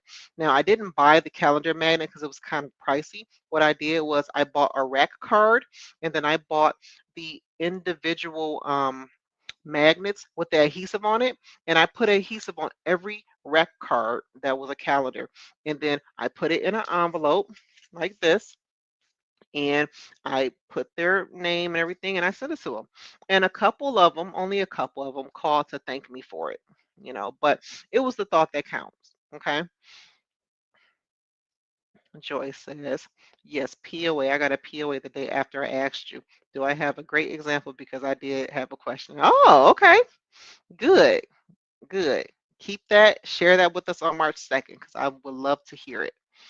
All right. So make sure that you are keeping good records of your client's information. Okay, guys. And then don't forget about your customers too. So you want to be able to obviously ask for the review at the appointment, but you want to be able to remind your customers too. So having their cell phone, having their email, it helps you to be able to follow up again. Hey, just wanted to thank you so much for working for me. If you would please take out the time to leave a review so that other customers, just like you, can have the great experience you had with me or whatever you want to say. All right. So having that phone number and email, very important. And we want to keep that. Like when I moved, I relocated, I sent out a mass email to all my clients and customers, letting them know I was relocating. Some people didn't get it, but a lot of people did. So people knew, okay, she's no longer here. So we have to either use someone else for in person or we could use her for online. Sammy said, yes, I remember that calendar you had with all the different holidays of celebration. Good idea. Exactly. Yes. Oh, Sammy, I'm happy you remember that. All right. Um, what was the other one? Oh, following up with clients. I just said that building repeat business, it does help build repeat business. All right. Because if they know that you are as professional as I just said, they're going to want to work with you time and time again, especially if their customer gives a good review to them about you. They're going to call you again. Trust me. All right, guys. And let's see, growth and scale. Okay. We need to know when we're going to have to outsource. Okay. So as your business grows, and I'm kind of dealing with this now, but as your business grows, you may have to outsource. Okay. Which means you may have to hire people to do some of the things that you don't have time to do. Like, hi, naturally, Allie D. I had a couple of days actually, and I talked to Stephanie about this where I had so many appointments come through and I needed somebody to put them on my calendar. Like I just need somebody who is not me to put these on my calendar when they come because now after my day, I have to come home. I have to go through all my emails. I have to see which ones that I accepted and that were assigned to me. And then I have to answer emails and I have to put them on the calendar. Then I have to call to confirm the appointments and make sure the information is correct and prepare them for my arrival. It's a lot. It's a lot after I've been out all day. Okay. So I'm like, I may have to sometime in the future hire me a virtual assistant. All right. And I'm going to have to shop around and see which one is not going to cost me an arm and a leg because but I may need one.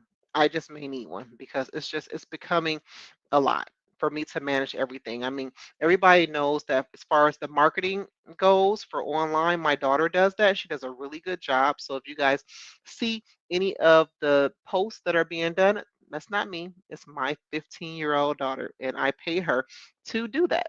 Okay. She makes more money than some of her friends that were working a regular job. So her friends are like, "Does your mama need help with anything else? Because we can so do it." So yeah, but you have to know when to outsource for the different things that you can no longer handle in your business. Okay, because you want the business to keep going. Thank you, Stephanie. Investing in tools and software for efficiency, just like me and Stephanie were telling you guys. We use Zoho, and Zoho has everything that you need. I've showed you guys before. I literally don't use anything other than Zoho. Appointment scheduling, email, my website, um, my calendar, my notary journal, everything is Zoho. You know, I used to use Jurat ink, and it was only because Zoho was missing a couple of features that Jurat ink did have, and now they upgraded their software and made it where those features are available now, so I don't have to use Jurat ink because I'm already paying for Zoho for everything. I pay one fee every month to have access to everything, and so it was making me mad to have to pay for an extra service because the one thing that I needed from them didn't have everything I needed, but now it does, so I'm good on that. And yeah, Zoho is worth every penny. It really is. So invest in tools and software, guys, so your business is not walking, working like a well-oiled drum. All right. Diversifying your services. If make sure that if your business, and a lot of notaries run into this, and I did in the beginning too, we try to do too much too soon, and we doing so much. Hold on, can somebody let the cat out? Let Leo out. Nobody can hear me. Let the cat out the room. Let him out. Yes, I am. Pull him out. All right.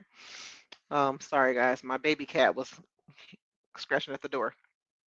Um, yeah, so if you are going to offer multiple services under your business, you want to make sure that you are not taken away from knowing how to do certain services. Okay, you want to make sure you can do every service good, but you have so many notaries that get into the business and they're offering so many services because they're not yet confident in thinking that they can make enough money just doing notary. And so they're spending too much time not doing the notary and doing everything else. So then when you are asked to do the notary, you're like, oh crap, I forgot how to do it. So there's nothing wrong with diversifying your services. We all do it. But you want to make sure that you're giving each service the time needed to learn it very well. Okay? Because you don't want to be asked to do a service that you don't know how to do anymore, but you're still advertising that you can do this service. Or better yet, don't advertise a service that you really don't want to do, but you're just doing it for the money. Because if you're just doing it for the money, chances are you're not really going to put in that much effort to learn how to do it well. That makes sense, guys?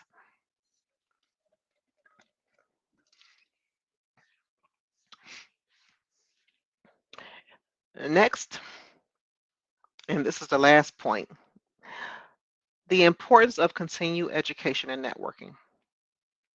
Never stop learning.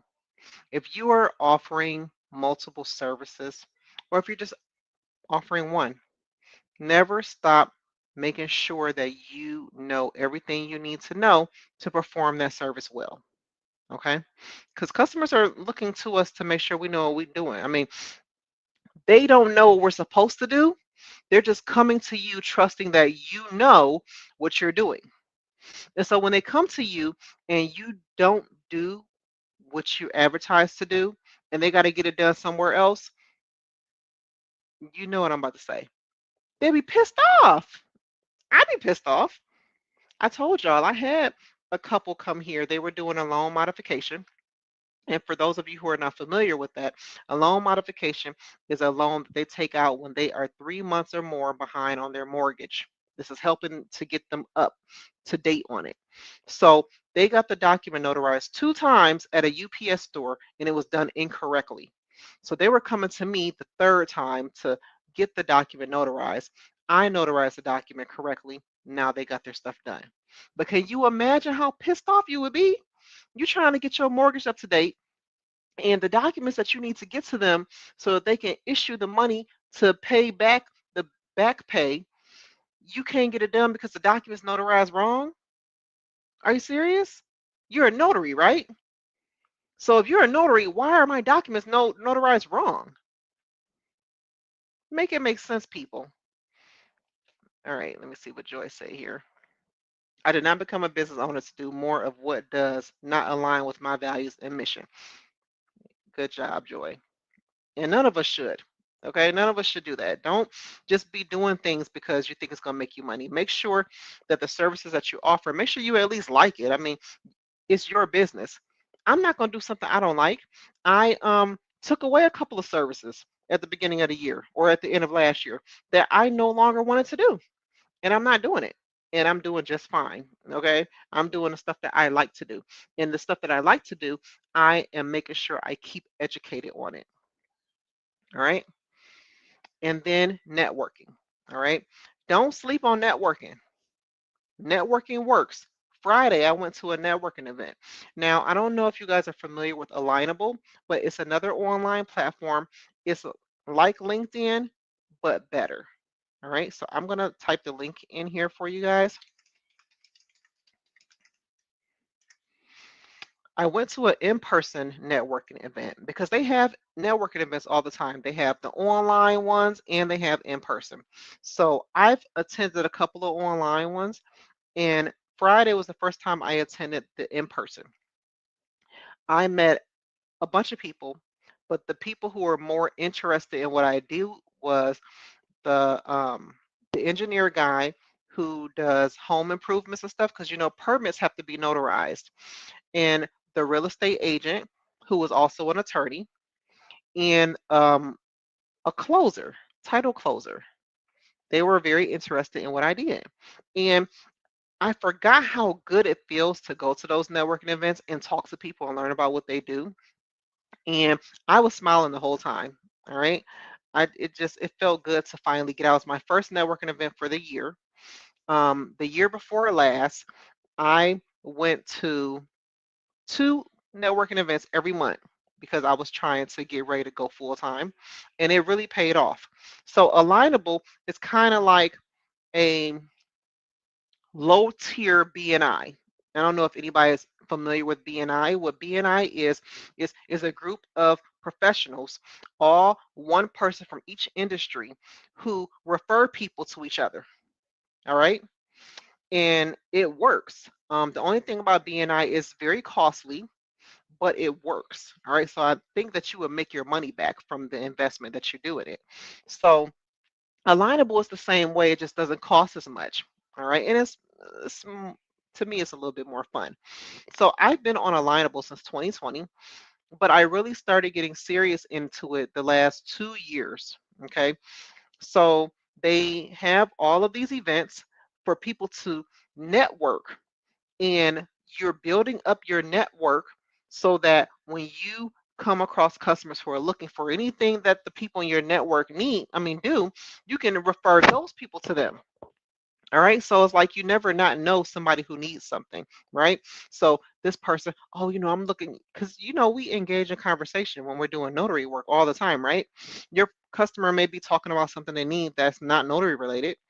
And you like, I know a person that does that. Like, you do? And they would appreciate it coming from you because obviously they trust you. They're working with you, they're getting to know you, right? And you refer business to them. And then the person who you refer them to, they'll in turn refer business to you. And it's just working together like that. And the thing is about Alignable is you need to make sure that you are continuing to water these relationships. Okay. They're like plants. Okay. You connect with a person, you follow up with them every once in a while. You don't need to follow up with them about business. You can follow up with them, how you doing, how's work going. Oh, last time I talked to you, you said that you had went out of town. Did you have fun? Happy birthday. You you just you keep these relationships going, because this is what is going to bring you business, and this is what's going to bring them business, right? And so I recently subscribed. Okay, it's $29 a month, and what it does is it gives me credits every month. I get 15 credits a month. One connection is one credit. So I can connect with 15 new people every month. And now they've got it on there where they have AI generated introductions. So you don't have to worry about what to type when you introduce yourself to people. People can ask you to introduce them to people in your network. So when I connect with a person, they're able to look at my network and see if there's anybody in my network they would like me to introduce them to. And so, like, I had that today. Um, I had one of the people that I met Friday in person, they connected with me and they looked at my network and they asked me if I can introduce them to so and so. So you click on there, introduce to so and so, and the AI generates an introduction for you, and you just click and you connect them. And that's it. And then they'll tell you later on, like, thank you for connecting me with so and so or whatever. I met a guy in person who connected with me on Alignable afterwards, and this wasn't at a an Alignable networking event. It was one of those um, business networking. I think it was the Beast networking event. I don't know if you guys are familiar with that. Um, if you go on Eventbrite, you can follow all of these different people who host networking events for businesses or learning events or whatever. So I think it was the Beast networking or B2B networking after dark. But I met this one guy and he connected with me on Alignable and we swapped referrals. He ended up referring me to two attorneys. Well, no, wait, let me go back. We ended up meeting for coffee. All right, well, I had hot chocolate. It was a nice cafe. We met in person to talk, one on one. Because when you meet people at those networking events, it's loud. So you're like yelling at each other. So you really can't talk there. So you exchange information and then you meet. We exchanged information. We connected on Alignable. We met in person. After that, we referred people to each other. And I was introduced to two attorneys who I still work with still to this day. This is 2 years later. They use me for their online notary. And every once in a while, they'll need me for mobile notary, but their business, they're trying to focus on delivering more online services as opposed to in person. And that's why they wanted to work with me because that's what I was trying to build my business on too. So it's a really good experience, and I really recommend you guys go on Alignable. If you drop your emails in here for me, I can just invite you, and that way Alignable will show that I am adding to the community. All right, and I think they will gift me with like 5 more credits for the month, so I can connect with 5 more people. So if you guys are interested, I will invite you on there to Alignable. Build your profile. It's just like a LinkedIn. You're going to build up your profile 100%. Take your time to fill it out. Make sure it's full, and start networking with people. It's really fun. It really will do your business some good, especially for those of you who work full time and you just can't get out to go to a networking event in person. You could just network from home on your computer on Alignable. All right, let me see here. So that's the website there, alignable.com. They have an app too. So if you want to download the app, it's a purple A, like that, like a purple at symbol. All right, Natural Ally said, hence going to the UPS store for notary. I know people just need to stop because those notaries, they don't know what they're doing. Joy was saying permit running to what I was talking about with the builders and Naturally LID. I am on Alignable. Yes, good place to network. Yes, it is. And make sure you connect with me, Natural Alley. Make sure you connect with me. I'm Elise Notary Services. Okay, search me up and connect with me, please, because I've used all 15 of my connections already for the month. So I gotta wait until March 1st to get new connections. Um, they also have a contest where you guys can be voted Business Person of the Year, and you also get a badge. So you could put that badge on your page, on your social media, and it's really a good look. I can't say that I've gotten business from it, but I think it shows on Alignable. So when people visit your profile page, they can see the badge. And also by you voting for other people, you get a community supporter badge. So they make it really fun. Like that, they don't offer that on LinkedIn. So it's a really fun experience, and I really recommend you guys try it out, okay? And I'm done. Woo, I'm done. That was a long video. We've been on here for 2 hours. I don't think I've ever spent that much time on here with you guys. I think 30 minutes to an hour and I'm done. But I had a lot to talk about. So, did you guys have any questions? Please let me know. I'm going to wait because I remember last time it was like a delay. And then I had stopped the stream and I saw more comments coming and I couldn't answer. I was like, oh man. Yes, definitely it is. It's the longest I've been live. And my lips are hating me for it. My lips are extremely dry right now. So I'm gonna have to go get some lip gloss and Vaseline. I mean, good stuff. Thanks. Glad I didn't miss. I'm glad you didn't miss either, Sammy. Thank you for joining us. And don't forget, March 2nd, we are going to do the general notary workshop, guys. I'm going to get that ready for us. Whew, I'm tired. Let's see. Okay, we'll look you up on Alignable. I am Nelson Mobile Notary. Okay. Yes, please connect with me. I want everybody to connect with me.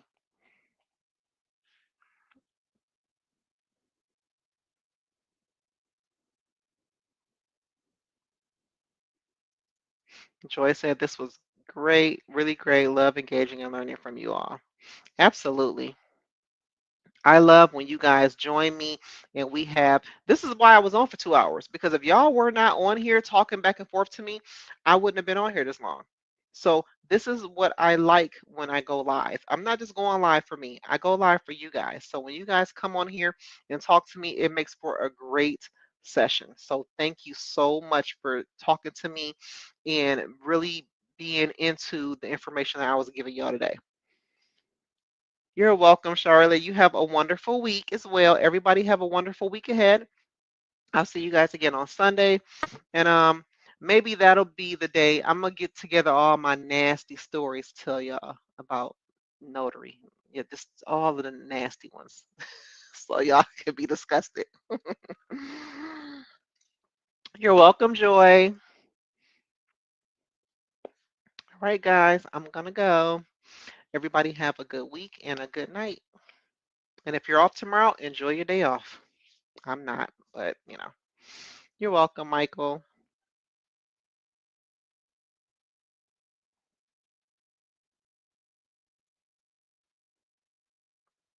All right, I am ending the session.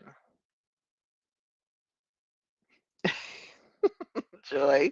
And you better be there too. You better come too so I can tell all the nasty stories. Bye, guys. Good night.